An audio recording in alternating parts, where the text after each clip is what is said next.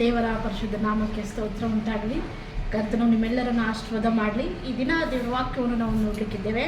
ದೇವರ ವಾಕ್ಯದಲ್ಲಿ ಹೇಳುವ ಹಾಗೆ ಯೆಶಾಯನ ಪ್ರವಾದನೆ ಗ್ರಂಥ 25ನೇ ಅಧ್ಯಾಯ 8ನೇ ವಚನದಲ್ಲಿ ಹೇಳ್ತಾರೆ, ಮರಣವನ್ನು ಶಾಶ್ವತವಾಗಿ ನಿರ್ನಾಮ ಮಾಡುವೆನು. ಕರ್ತನಾದ ಯೆಹೋವನು ಎಲ್ಲರ ಮುಖದಲ್ಲಿನ ಕಣ್ಣೀರನ್ನು ಒರೆಸಿಬಿಡುವನು. ತನ್ನ ಪ್ರಜೆಯ ಅವಮಾನವನ್ನು ಭೂಮಂಡಲದಿಂದಲೇ ತೊಲಗಿಸುವನು. ಯೆಹೋವನೇ ಇದನ್ನು ನೋಡಿದ್ದಾನೆ.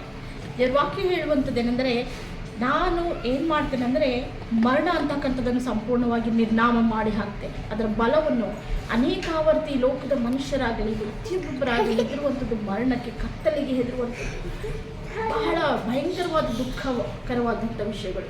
ಆದರೆ ದೇವ್ರ ಸತ್ಯವಾಗಿ ತಿಳಿಸುವಂಥದ್ದೇನೆಂದರೆ, ಅದನ್ನು ನಾನು ಏನು ಮಾಡ್ತೇನೆ, ನಿರ್ನಾಮ ಮಾಡ್ತೇನೆ. ಅದು ಹೇಗೆ ಮಾಡ್ತೇನೆ ಅಂದರೆ ಸಂಪೂರ್ಣವಾಗಿ, ಅದು ಎಂದೆಂದಿಗೂ ಕಾಣದ ಹಾಗೆ ಶಾಶ್ವತವಾಗಿ.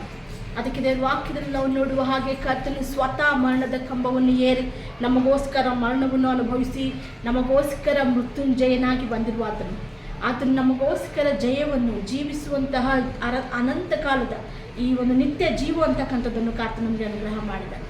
ಕರ್ತನಲ್ಲಿ ಪ್ರಿಯರೇ, ಈ ದಿನ ಅದನ್ನು ನಾವು ಹೊಂದಿಕೊಳ್ಳೋಣ. ದೇವ, ಸಂಪೂರ್ಣವಾಗಿ ನೀನು ನಾಶ ಮಾಡಿದೆಯಲ್ಲ ಮರಣವನ್ನು, ಅದಕ್ಕಾಗಿ ನಾನು ನಿನ್ನನ್ನು ಕೊಂಡಾಡ್ತೇನೆ. ರಕ್ಷಕನಾದ ದೇವರೇ, ಸಂಪೂರ್ಣವಾಗಿ ನಮ್ಮೆಲ್ಲರ ಮುಖದ ಮೇಲಿನ ಕಣ್ಣೀರನ್ನು ನೀಗಿಸಿದೆ. ಯಾಕಂದರೆ ಅದನ್ನು ನೀನು ಜಯ ಹೊಂದಿದೆ. ನಾನು ದುಃಖ ಪಡಬೇಕಾಗಿರುವಂತಹ ಅನೇಕ ಸಂಗತಿಗಳನ್ನು ನೀನು ಅದಾಗಲೇ ಕ್ರೂಜೆಯ ಮೇಲೆ ಜಯಿಸಿ ನನಗೆ ಜಯವನ್ನು ಕೊಟ್ಟಿದೆ. ಅದಕ್ಕಾಗಿ ನಾನು ನಿನ್ನನ್ನು ಕೊಂಡಾಡ್ತೇನೆ ಎಂಬುದಾಗಿ ಕರ್ತನಿಗೆ ಹೇಳುತ್ತಾ ಆತನಿಗೆ ಮಹಿಮೆ ಪಡಿಸೋರಾಗಿರೋಣ. ಹಾಗಾಗುವಂತೆ ಕರ್ತನು ನಿಮಗೆ ಶುಭವನ್ನು ಅನುಗ್ರಹ ಮಾಡಿ. ಆಮೇಲೆ